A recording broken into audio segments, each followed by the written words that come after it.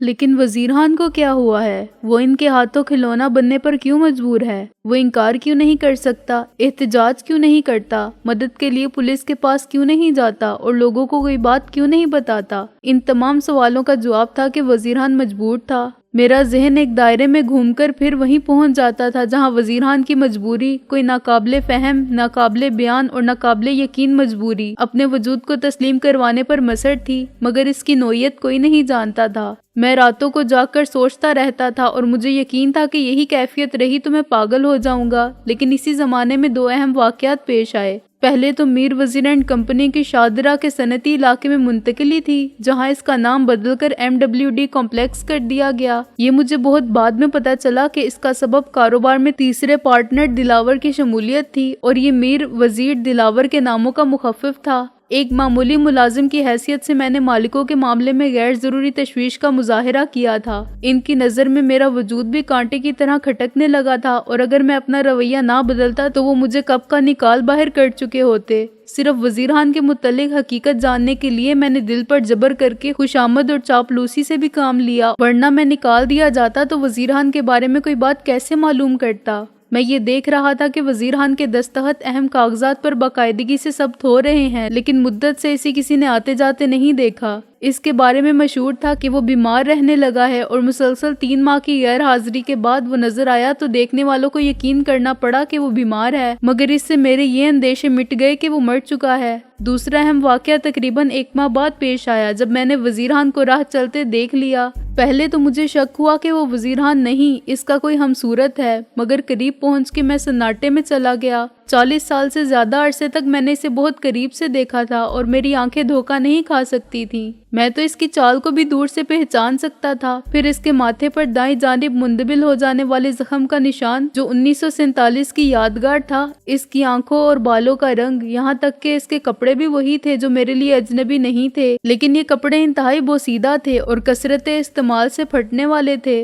वो इंतहाई कमजोर और लागर हो चुका था और एक लाठी के सहारे आहिस्ता आहिस्ता फुटपाथ पर चला जा रहा था। मैं फिर शक में मुब्तला हो गया। वजीरान एक फैक्ट्री का मालिक था और शानदार गाड़ी में घूमता था। वो ऐसे हुलिये में, ऐसे हाल में कैसे हो सकता है? मैं इसी तज़ब्ज़ुब में मुब्तला इसके पीछे चलता गया। मेरा मकसद सिर्फ ये देखना था कि वो कहाँ रहता है। एक बार इसका ठिकाना मालूम हो जाने के बाद तफसीली बात की जा सकती थी और पूछा जा सकता था कि ये सब चक्कर क्या है। अचानक वो रेलवे अस्पताल में गया। मैंने इसे पर्ची लेकर मरीजों की कतार में जाते हुए देखा। डॉक्टर को दिखाने के बाद जब वो दवा लेने के लिए खिड़की के सामने लगी हुई कतार में शामिल हुआ तो मैं भी कतार में शामिल हो गया। इसने पलटकर नहीं देखा, मगर मैंने इसकी पर्ची देख ली। इस पर वजीरान लिखा था। फिर दवा देने वाले ने शीशी और पर्ची लेकर 2 मिनट बाद कहा, वजीरान, ये 3 गोलियां दिन में और मिक्सचर सुबह और शाम, 2 दिन की दवा है। इसने रंगीन पानी जैसे मिक्सचर की शीशी वजीरान को थमा दी और गोलियां वजीरान के फैले हुए हाथ पर रख दी।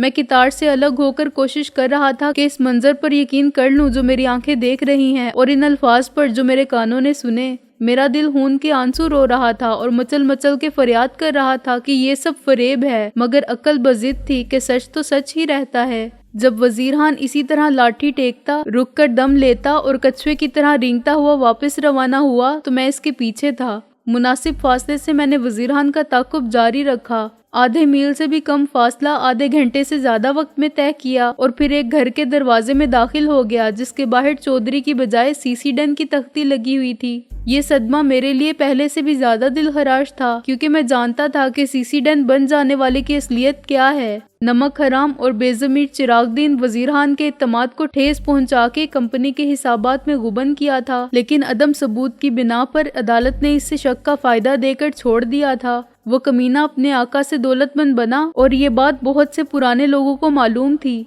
वजीरान का उसी मारे आस्तीन के घर में जाना मेरी समझ से बाहर था और मेरी कुव्वते बर्दाश्त जवाब दे गई। मैंने चिल्लाकर कहा, वजीरान, और इसे चौंक कर पलटते हुए भी देखा। उन चंद लम्हों के लिए इसकी हालत मुझे देखकर गैर हो गई। इसने खुद पर काबू पा लिया और अचानक इसकी आंखें मेरे लिए अजनबी हो गईं। इसकी सूरत मेरे लिए अजनबी हो गई और वो खुद अजनबी हो गया। किससे मिलना है भाई? इसने जज्बात से आरी सपाट लहजे में कहा। तुमसे वजीरान, तुमसे, मैंने चीख कर कहा। लेकिन मैं तो वजीरान नहीं हूँ, वो इसी खोखले नाशना लहजे में बोला। تم وزیران نہیں ہو؟ میں نے اسی طرح چلاتے ہوئے کہا۔ اگر تم وزیران نہیں ہو تو میری آواز پر چونکے کیوں؟ اور اس پرچی پر تمہارا نام وزیران کیوں لکھا ہوا ہے جس پر تم ریلوے کے ہسپتال سے دوا لے کر آئے ہو؟ تمہیں شرم آنی چاہیے وزیران کہ تم مجھے جھٹلا رہے ہو، مجھے اندھا کہہ رہے ہو اور بیوقوف بنانا چاہتے ہو جو پچھلے 40 سال سے تمہیں اور تمہاری اگلی پچھلی نسلوں کو جانتا ہے۔ آخر یہ کیا چکر چلا رکھا ہے تم نے؟ 6 مہینے سے تمہارے بارے میں سوچ کے اور لوگوں سے پوچھ کے میں نے اپنا جینا اجیرن کر رکھا ہے، اور اب تم ملے ہو تو کہتے ہو کہ میں وزیران نہیں ہوں۔ قسم خدا کی وزیران، میں تمہارے ہٹ جاننے والے کو یہاں کھینچ لاؤں گا، میر شرافت علی کو، ڈسلوا کو اور تمہارے دفتر کے پرانے لوگوں کو،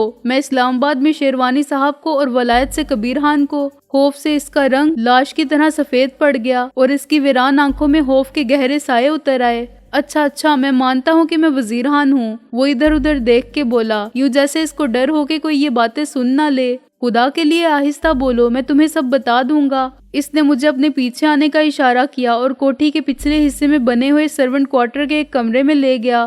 تم یہاں رہتے ہو وزیران؟ میں نے کمرے کی حالت دیکھی جو بے سامانی اور مفلسی کی منہ بولتی تصویر تھی۔ اس سرونٹ کوارٹر کے ایک کمرے میں اور اس شخص کی کوٹھی میں جو کبھی تمہارا ملازم تھا، وہ نمک حرام جس نے تمہارے اعتماد کا یہ صلہ دیا تھا کہ تمہارے ہی مال پر ڈاکہ ڈالا تھا، جس تھالی میں کھایا تھا اسی میں چھید کیا تھا۔ تم نے اپنے وہ ماڈل ٹاؤن والی کوٹھی، وہ گاڑی اور تمام ساز و سامان بیچ دیا۔ آخر کیوں؟ اور اس کے باوجود آج تمہارے پاس رہنے کو جگہ نہیں۔ تمہاری حالت سے ظاہر ہے کہ تمہارے پاس اچھا کھانے پہننے کو نہیں، اور تم بیمار ہونے کے باوجود سرکاری ہسپتال سے یہ بیکار دوائیں لے کر استعمال کرنے پر مجبور ہو۔ کیا تم میر وزیر اینڈ کمپنی کے مالک نہیں رہے؟ مجھے معلوم نہیں کہ میں کتنی دیر تک بولتا رہا۔ اگر میں نہ بولتا تو رنج و غم اور صدمے کا آتش فشاں اندر ہی اندر میرے وجود کو تہس نہس کر دیتا، مگر یہ لاوا صبر و ضبط کے سارے بند توڑ کر بہہ نکلا۔ وزیران سب کچھ ایک مجرمانہ خاموشی کے ساتھ سر جھکائے سنتا رہا۔ بالآخر میں خاموش ہو گیا۔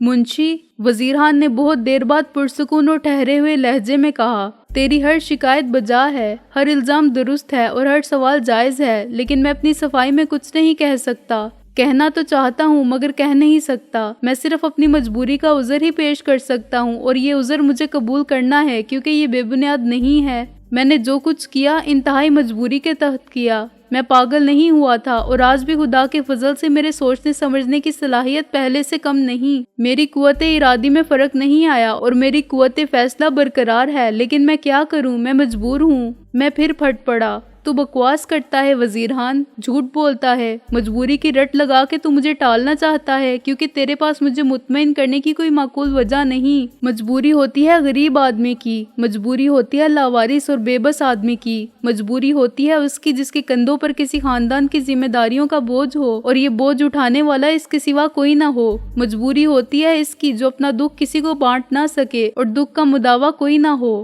تجھے کس بات کی مجبوری؟ تیری مجبوری کا رونا سن کے کوئی ناواقف متاثر ہو جائے تو ہو جائے، لیکن میرے سامنے مجبوری کی بات مت کر۔ وزیران نے ایک سر داہ بھر کے سر اٹھایا تو اس کی آنکھوں میں آنسو تھے۔ تو بھی ٹھیک کہتا ہے منشی، کیونکہ 44 سال میں تو نے کبھی مجھے مجبور نہیں دیکھا۔ تو دعویٰ کر سکتا ہے کہ وزیران کو جتنے قریب سے تو نے دیکھا ہے کسی نے نہیں دیکھا، اور تو مجھے جھوٹا بھی کہہ سکتا ہے۔ میں تجھے جھوٹا نہیں کہوں گا کیونکہ میں تیری نیت کے خلوص پر شک کر ہی نہیں سکتا۔ اگر تیرا دل چاہتا ہے تو میری بات مان، ورنہ جو تیرا جی چاہے کہہ لے۔ میں اس کے سوا اور کچھ نہیں کہہ سکتا منشی کہ میری مجبوریوں نے مجھے اس مقام تک پہنچا دیا، لیکن میں اس سے زیادہ اور کچھ نہیں بتا سکتا۔ کیوں وزیران کیوں؟ میں نے دونوں ہاتھوں سے سر کو تھام کے کہا، ایسی کون سی مجبوری ہے جس کا ذکر تو میرے سامنے بھی نہیں کر سکتا؟ کیا 44 سال کی دوستی کے بعد بھی تیرے لیے میری ذات قابل اعتماد نہیں؟ کیسی باتیں کرتا ہے تو منشی؟ وزیران نے دکھ بھرے لہجے میں کہا، مجھے بتا کہ کبھی میں نے تجھ سے کوئی بات چھپائی ہے؟ وہ سب باتیں جو تجھے معلوم ہیں، جو میں نے اپنی بیوی کو بھی نہیں بتائیں، سکندر کو معلوم نہیں، اور دنیا میں تیرے سوا ان کا ذکر میں نے کسی سے نہیں کیا۔ پھر اب کیا بات ہے؟ میں نے کہا، کیا میں بدل گیا ہوں؟ میرے بارے میں تیرے خیالات بدل گئے ہیں؟ ایسی کوئی بات نہیں منشی۔ وزیران نے ایک انگلی سے آنکھوں میں آ جانے والے قطرہ اشک کو جھٹک دیا۔ میں اپنی مجبوری کا راز افشا ہونے سے ڈرتا ہوں۔ میں نہیں چاہتا کہ میری زندگی میں کسی کو کچھ معلوم ہو۔ اس زندگی کے اب دن ہی کتنے رہ گئے ہیں، مگر مجھے سکندر کی فکر ہے منشی۔ اس کی تو بھی پوری زندگی پڑی ہے، خدا اسے اپنی امان میں رکھے۔ اپنا پورا گھر اس وطن کے لیے قربان کر دینے کے باوجود میں پاگل نہیں ہوا تھا۔ میں نے خدا کا شکر ادا کیا اور اس کی رضا کے سامنے سرہم کر کے صبر اختیار کیا تھا تاکہ میں سکندر کی پرورش کر سکوں۔ میرے خاندان کی گلشن میں طوفان کی تباہ کاری سے بچ جانے والا ایک ہی نخل آرزو تھا جس سے میں نے مستقبل کی سب توقعات وابستہ کر لی تھیں۔ اللہ کا بڑا احسان ہے جس نے مجھے اس کے لیے ہمت، استطاعت اور زندگی کی فرصت دی۔ آج سکندر میری امیدوں کا جیتا جاگتا نقش ہے اور میرے خوابوں کی مجسم تعبیر ہے۔ اگر میں اکیلا ہوتا تو جی کر بھی کیا کرتا؟ بے مقصد جینا بھی کوئی جینا ہوتا ہے، لیکن میرا مقصد سکندر تھا۔ اب وہی میری مجبوری ہے۔ کیا یہ ممکن ہے کہ میں کامیابی کی اس منزل پر پہنچنے کے بعد سکندر کے مستقبل کی خوشی، کامیابی اور خوشحالی کا دشمن ہو جاؤں؟ میں اس کی زندگی کو تحفظ کی ضمانت فراہم کرنے کے لیے یہ سب کر رہا ہوں منشی، جسے میں اپنی مجبوری کہتا ہوں۔ میری سمجھ میں کچھ نہیں آیا وزیر خان، میں نے کہا۔ تو نے جو کچھ کیا سکندر کے لیے کیا، لیکن اس سب سے سکندر کو کیا فائدہ ہوگا؟ تو نے تو اس سے سب کچھ چھین لیا ہے، یہ سب اس کا حق تھا۔ یہ کیسی مجبوری ہے کہ تو نے اپنا سب کچھ بیچ دیا اور یہاں اس حال میں پڑا ہوا ہے؟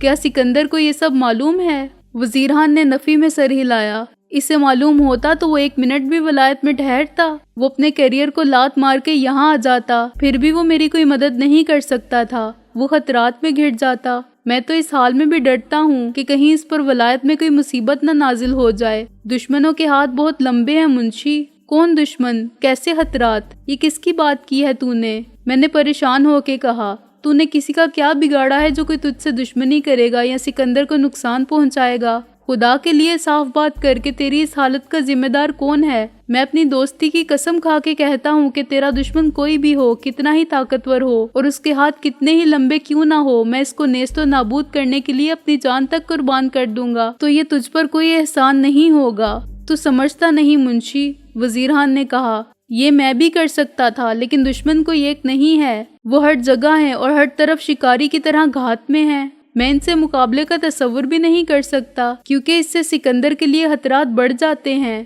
کوئی باپ اپنے بیٹے کی زندگی کو سنوارنے کے بعد اس کی راہ میں انگارے نہیں بچھا سکتا۔ تو آج کی ملاقات کو بھول جا، یہ سمجھ لے کہ جو وزیر خان 44 سال تک تیرا دوست رہا تھا مر چکا ہے، اور تو نے جسے دیکھا تھا وہ اس کا کوئی ہمشکل تھا۔ اگر تو نے اس بات کا تذکرہ کیا تو یہ دوستی نہیں دشمنی ہوگی، میرے ساتھ بھی، سکندر سے بھی اور اپنے آپ سے بھی۔ تو یہاں سے چلا جا اور دوبارہ کبھی مجھ سے ملنے مت آنا، نہ دن کے اجالے میں اور نہ رات کے اندھیرے میں۔ نہیں وزیر خان، انجام کچھ بھی ہو، لیکن میں تجھ سے کوئی وعدہ نہیں کروں گا۔ البتہ یہ وعدہ کر سکتا ہوں کہ یہ بات میرے سوا کسی کو معلوم نہیں ہوگی۔ لینے والا میری یا میرے بچوں کی جان تو لے سکتا ہے، مگر یہ ناممکن ہے کہ میری زبان سے کچھ اگلوا سکے، میں نے کہا۔ وزیر خان مجبور ہو گیا۔ اس نے مجھے بتایا کہ میر وزیر اینڈ کمپنی میں اس کی کوئی حیثیت نہیں رہی۔ بے شک کاغذات میں اس کا نام اب بھی مالکوں میں ہی شامل ہے، مگر کاروبار، نفع و نقصان، انتظامی امور اور عملی طور پر تمام معاملات سے اس کا کوئی تعلق نہیں رہا۔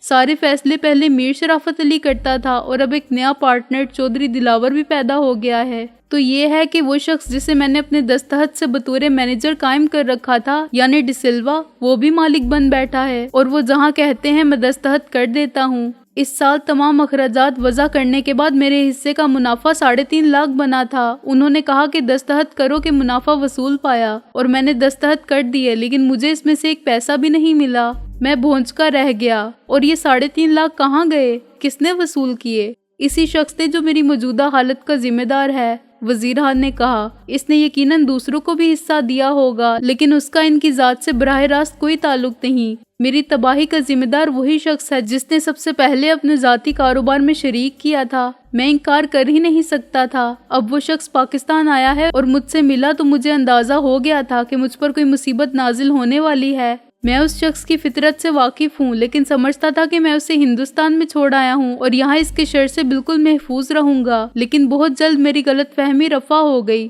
اس نے مجھ سے میرا سب کچھ چھین لیا، میرا بنا بنایا گھر، جمع جمایا کاروبار اور عزت اور آبرو۔ اگر اس کے بس میں ہوتا تو وہ میرے جسم سے خون کا آخری قطرہ بھی نچوڑ لیتا، لیکن وہ دنیا کی نظر میں مجرم نہیں بننا چاہتا تھا۔ اس نے مجھے زندہ رکھا، لیکن کیا یہ زندگی ہے؟ वजीरहान अफजारों की तार रो रहा था। मेरे ऑफिस वाले मेरे पुराने दोस्त और खैर हुआ कुछ नहीं जानते। वो समझते हैं मैं बदल गया हूँ, मगरूर हो गया हूँ या हफ्ती हो गया हूँ। मैंने मॉडल टाउन छोड़ के गुलबर्ग में कोठी बना ली है, लेकिन किसी को अपना पता नहीं बताता, क्योंकि मैं अपने बराबर के लोगों के अलावा किसी से मिलना पसंद नहीं करता। और मुझे आता जाता देखते हैं और हैरान होते हैं कि अब मैं इनसे बात तक करने का रवादार नहीं हूँ। मालूम नहीं पीठ पीछे लोग कैसी कैसी बातें बनाते होंगे, लेकिन मेरी कैसी बेबसी है कि मैं किसी को कुछ भी नहीं बता सकता, अपनी सफाई तक पेश नहीं कर सकता। मैं बहुत देर तक दम बहुत बैठा रहा, यहाँ तक कि मुझसे बर्दाश्त ना हो सका। वजीरहान, क्या तुझ में शराफत अली को कत्ल कर देने की हिम्मत नहीं थी? मैंने बड़ा फरोख्ता होके कहा। और अगर नहीं थी तो तूने मुझसे क्यों नहीं कहा? क्या मिला तुझे अपना सब कुछ गंवा के? सिकंदर का सब कुछ महफूज हो गया, तेरे मसाइब का खात्मा हो गया, ये सिलसिला तो जारी रहेगा। वो इसी तरह तेरा खून चूसता रहेगा और तू यहाँ बैठकर रोने के सिवा कुछ नहीं करेगा। दुनिया में ऐसा कौन सा मसला है जो हल नहीं हो सकता? तेरा जवान बेटा है, इसके बाजुओं में दम है और इसको तेरी कुर्बानियों का भी एहसास है जो तूने इसके बेहतरीन मुस्तकबिल के लिए दी। वो तुझे कभी माफ नहीं करेगा। सिकंदर तो वलायत में बैठा है, मगर यहाँ मैं हूँ। तू कुछ नहीं करेगा मुंशी। वजीरहान ने मेरी बात काट दी। तू वादा कर चुका है कि इस गुफ्तगू का किसी को पता नहीं चलेगा। मैंने इसीलिए तुझे ये बात बता दी। अगर तेरी जुबान से एक लफ्ज भी निकला तो अच्छा नहीं होगा। इसकी सजा सिर्फ मुझे मिलती तो कोई बात नहीं, मगर सजा तुझको भी मिलेगी और सबसे ज्यादा नुकसान सिकंदर को होगा। मेरी तमाम उम्र की मेहनत और कुर्बानी रायगा जाएगी। शराफत अली को कत्ल करने से खतरात कम नहीं होंगे, बढ़ जाएंगे। उफ, मैंने दोनों हाथों में सर थाम लिया। मेरी कुछ समझ में नहीं आता वजीरहान, मैं पागल हो जाऊंगा और पागलपन में कुछ भी कर गुजरूं तो मुझे इल्जाम मत देना। खुदा के लिए मुझे ये समझा दे कि खतरा क्या है और कहाँ है। तुझे शराफत अली ने पैसे पैसे का मोहताज कर दिया है, तेरा सब कुछ छीन लिया है। अब इससे क्या डरना? इससे ज्यादा वो क्या कर सकता है? जरा अपनी जिल्लत को देख। तू अपने मामूली नौकर का नौकर है। लोग समझते हैं तू गुलबर्ग की किसी आलीशान कोठी में रहता है और तू इस सर्वेंट क्वार्टर में मर रहा है। तू एक फैक्ट्री का मालिक है और तेरा बेटा वलायत में आला तालीम हासिल कर रहा है। इसे बिल्कुल मालूम नहीं है कि मीर शराफत अली ने तुझ पर कितना जुल्म ढाया है। क्यों डरता है तू मीर शराफत अली से? तू इसके खिलाफ किसी से मदद क्यों नहीं मांग सकता? एहतजाज और फरियाद क्यों नहीं कर सकता? तूने अपना सब कुछ इसे दिया तो क्यों? तेरी किस कमजोरी से फायदा उठाया इसने? मैं गम और गुस्से में कांप रहा था, चिल्ला रहा था और हंसता हाल मेज पर मुक्के मार रहा था। ठीक है, मैंने वादा किया था और मैं वादे पर कायम भी रहूंगा, लेकिन खुदा के लिए मुझे बता तो सही कि मीर शराफत अली किस तरह तुझे ब्लैकमेल कर रहा है। इसे ऐसी कौन सी बात मालूम है तेरे बारे में? जो कुछ इसके बाद वजीरहान ने बताया वो बहुत पुरानी बातें हैं, लेकिन मुझे मालूम थी। चुनाचे मुझे अफसोस हुआ कि मैं ये बात क्यों भूला रहा। अगर मुझे तकसीम हिंद से पहले का ये वाकया याद आ जाता तो शायद इस कलीद से मेरे जहन के बंद दरवाजे खुल जाते और जो वाकयात मेरे फहमो कयास में भी ना आते थे, आपस की कड़ियां मिल जाने के बाद खुद बहुत समझ में आ जाते। मैं ये सरगुज़िश्त वजीरहान के अल्फाज में बयान कर देता हूँ। वजीरहान ने कहा, तुझे याद होगा मुंशी कि तकसीम से 15-16 साल पहले हिंदुस्तान में सिविल नाफरमानी की तहरीक अरूज पर थी और ये आग पूरे हिंदुस्तान में फैली हुई थी। लोग हर अंग्रेजी चीज को छोड़ रहे थे, खिताबात वापस कर रहे थे और अंग्रेजी लिबास को नजरे आतिश कर रहे थे।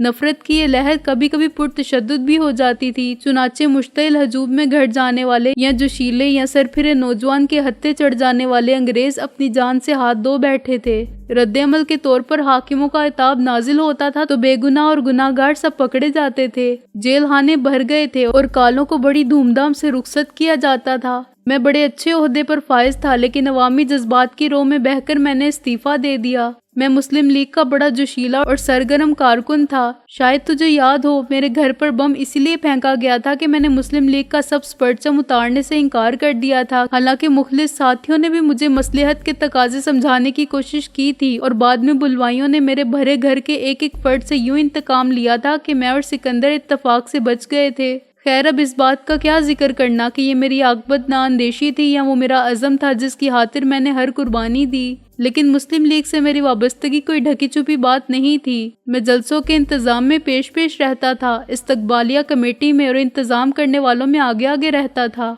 जो कुछ पसे अंदाज करता था वो मुस्लिम लीग के चंदे में शामिल कर देता था। मैं पहले अपने हलके का सेक्रेटरी था, फिर सदर मुंतहिब हो गया। صوبائی مجلس عاملہ میں آ گیا۔ میری سیاسی سرگرمیوں پر سب کی نظر تھی۔ سول نافرمانی کے دور میں اگر میں استعفیٰ نہ دیتا تو ان رپورٹوں کی بنیاد پر برطرف کر دیا جاتا جو میرے خاندان بالا کو ارسال کی گئی تھیں۔ یہی شہرت میرے کام آئی اور ریاست سلطان آباد کے ولی عہد کا سیکرٹری رکھ لیا گیا، جہاں میری تنخواہ 4 گنا تھی۔ مجھے شاہانہ مراعات حاصل تھی اور ریاست کا تحفظ حاصل تھا۔ بہت سے والیان ریاست میرے سرپرست تھے اور نواب اسد جنگ بھی ان میں شامل تھے۔ انہوں نے مسلم لیگ کے ایک جلسے میں میرا جوش و خروش دیکھا اور خیالات سے متاثر ہو کے انہوں نے مجھے شاباشی دی اور کہا تھا کہ کبھی ضرورت پڑے تو میں بلا تکلف ان کے سامنے حاضر ہو جاؤں۔ مستعفی ہونے کے بعد فکر معاش کا مسئلہ ہوا تو میں نواب صاحب کے پاس پہنچا اور انہوں نے مجھے رکھ لیا۔ نواب صاحب یہ بھی جانتے تھے کہ میں صرف ایک جذباتی اور جوشیلا آدمی ہی نہیں، ذہانت اور تدبیر بھی رکھتا ہوں، ورنہ برطانوی حکومت مجھے اچھا عہدہ نہ دیتی۔ 1857 کی جنگ آزادی کے بعد سے انگریز حریت پسند مسلمانوں کو ہمیشہ سر پر لٹکنے والے خطرے کی طرح سمجھتے تھے اور ہندوؤں کے مقابلے میں ان کی وفاداری ہمیشہ مشکوک سمجھی گئی۔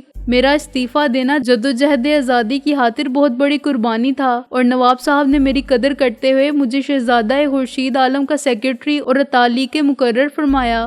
نواب صاحب اور ان کے فرزند پرنس خورشید میں فطرت کے اعتبار سے زمین و آسمان کا فرق تھا۔ نواب صاحب شفیق اور بردوبار، فراخ دل اور شریف النفس مضبوط کردار کے آدمی تھے۔ ان کی خط و کتابت بڑے رہنماؤں سے تھی، لیکن عجیب بات یہ تھی کہ ان کا سیکرٹری ہندو تھا جس پر وہ بے حد اعتماد کرتے تھے۔ نہ جانے کیوں وہ شخص شروع سے اچھا نہیں لگا تھا مجھے۔ اس کا نام گیان چند تھا۔ میں نے محسوس کیا کہ میرا سلطان آباد آنا بھی اس کو ناگوار گزرا ہے۔ میری ذات پر نواب صاحب کی عنایات نے بھی اس کو ناخوش کیا تھا۔ میں نے اس کو ایک پیشہ ورانہ حسد ہی سمجھا اور نظر انداز کر دیا تھا۔ ہماری ذمہ داریاں الگ تھیں، اس کے اور میرے کام کی نوعیت میں فرق تھا اور ایک طرح سے ہمارے راستے الگ ہی تھے۔ چنانچہ ہمارے راستوں کا دوستی میں بدلنا مشکل تھا اور ہمارے درمیان براہ راست تعلق نہ ہونے کے باعث کسی مسئلے پر اختلاف رائے کا بھی سوال نہ تھا۔ مگر اس کے باوجود میرے اور گیان چند کے درمیان پہلے ہی دن سے ایک خاموش اور سرد جنگ چھڑ گئی تھی۔ اسے جنگ کہنا بھی مشکل ہے، یوں سمجھ لو کہ ہم ایک دوسرے کے دشمن بھی نہیں تھے تو دوست بھی نہیں تھے، چنانچہ دونوں ایک دوسرے کے وجود کو برداشت کرتے تھے۔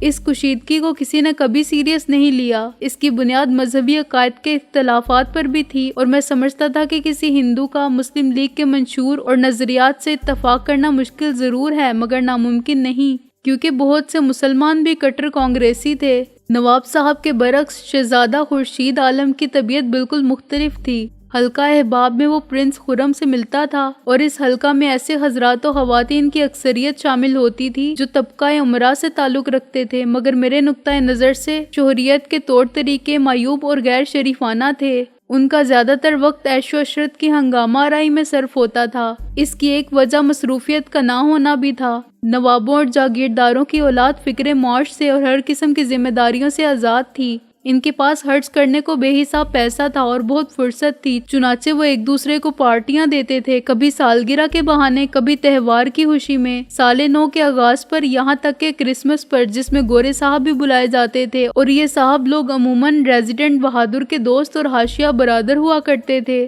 انگریزوں نے اپنی حکمت عملی سے ہر ریاست میں اپنا ایک مشیر مقرر کر رکھا تھا جو ریزیڈنٹ کہلاتا تھا۔ قالیان ریاست اس کے مشورے سے اور اس کی تائید کے بغیر کوئی اہم فیصلہ کرنے کے مجاز نہ تھے اور وہ ایک طرح سے ریاست کے حاکموں کا حاکم ہوتا تھا۔ یہ صورتحال کسی کے لیے بھی قابل قبول نہ تھی۔ جہاں حاکم یا ریزیڈنٹ میں سے کوئی ایک بھی یہ سمجھتا تھا کہ ایک نیام میں دو تلواریں کیسے رہ سکتی ہیں، وہاں سارے کام رک جاتے تھے۔ والی ریاست اور ریزیڈنٹ کا جھگڑا وائس رائے کی کونسل میں پہنچتا تھا۔ حکومت ریزیڈنٹ کو اختیارات ضرور دیتی تھی، لیکن مصالحت کی بنا پر کوئی صورت نہیں رہتی تو ریزیڈنٹ ہی بدلا جاتا تھا۔ سمجھدار ریزیڈنٹ جانتے تھے کہ والیان ریاست کی پوزیشن اب بھی مستحکم ہے اور حکومت انہیں سرکاری ملازم کی طرح نہ تبدیل کر سکتی ہے اور نہ برطرف کر سکتی ہے، چنانچہ وہ جیو اور جینے دو کی پالیسی اپنا لیتے تھے۔ اختیارات کو سوچ سمجھ کر استعمال کرتے تھے کہ خرابی پیدا نہ ہو، اور عموماً والیان ریاست کی برتری کو تسلیم کرتے ہوئے ان کے دوست بنے رہتے تھے۔